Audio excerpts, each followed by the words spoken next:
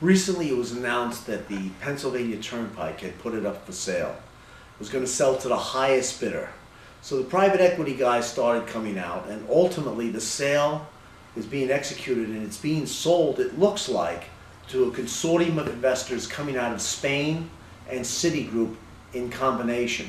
They're going to pay about $12 billion for the rights to lease the Pennsylvania Turnpike for 75 years. So what does this mean?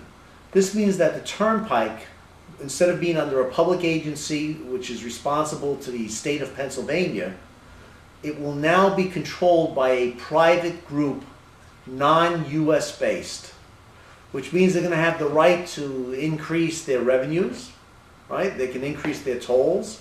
So let's say it costs $20 or $25 to drive from the east coast of Pennsylvania to the west coast of Pennsylvania or out to Pittsburgh.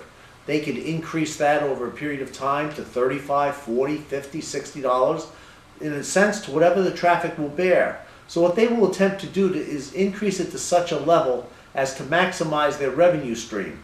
So they don't mind less cars being on the road if they can increase their revenues in total by charging a higher toll per car or per truck. What will be interesting to see is how they handle the highway compared to how a state agency handles it. In other words, repairs. Will repairs be done at night at 2 in the morning and 4 in the morning where there's light traffic?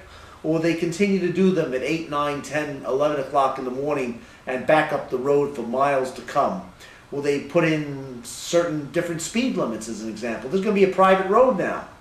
On a private road, you have different rules and regulations. Will the state police still patrol it? Will it be under state police procedures, or will the violations be the same as what we see now? Could there be a high-speed lane that might be added? Since the highway has additional space, could there be additional lanes that are added and additional tolls charged for somebody that wants to drive in a special fast lane? It's going to be interesting to see what happens. The one thing we do know is this.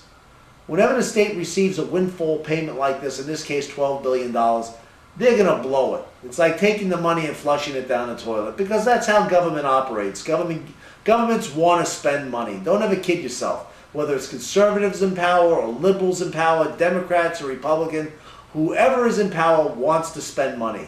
The question is, what is their priorities? Republicans like to spend money on defense and weapons, and Democrats like to spend money on social welfare programs, or at least that's been the history up till now. But both groups want to spend money. So it'll be interesting to see where the $12 billion goes and whether or not the state derives any benefits from that $12 billion and the citizens of that state. Thank you, and thank you for coming here today.